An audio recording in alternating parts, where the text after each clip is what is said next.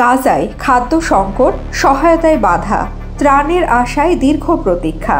Israeli সামরিক বাহিনীর সহায়তার পথে বাধা সৃষ্টি করায় গাজা উপত্যকায় চরম খাদ্য সংকট দেখা দিয়েছে। প্রতিদিন হাজার হাজার ফিলিস্তিনি দীর্ঘ সময় ধরে লাইনে দাঁড়িয়ে সামান্য খাদ্য সামগ্রী পাওয়ার আশায় অপেক্ষা করছেন।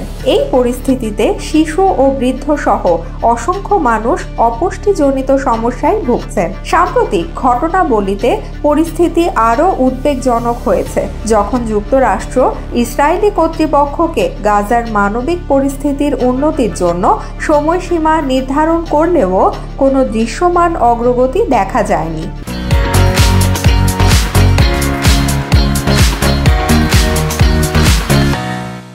মানবিক সহায়তা প্রবেশে বাধা এবং সরবরাহে বাধাপ্রাপ্ত হওয়ায় খাদ্য, পানি ও অন্যান্য অত্যাবশ্যক পণ্যের সংকট তীব্রতর হয়েছে। একজন স্থানীয় বাসিন্দা বলেন, প্রতিদিন আমরা এই দীর্ঘ লাইনে দাঁড়িয়ে থাকি, কিন্তু প্রয়োজনীয় সামগ্রী পেতে হিমশিম খেতে হয়। ছোট ছোট শিশুদের জন্য দুধ থেকে শুরু করে জরুরি ওষুধেরও তীব্র অভাব।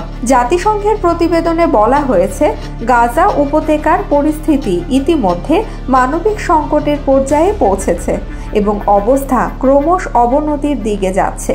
আন্তর্জাতিক সম্প্রদায়ের দ্রুত হস্তক্ষেপ ছাড়া গাজার সাধারণ মানুষের জীবনযাত্রা আরও সংকটময় হয়ে উঠতে পারে।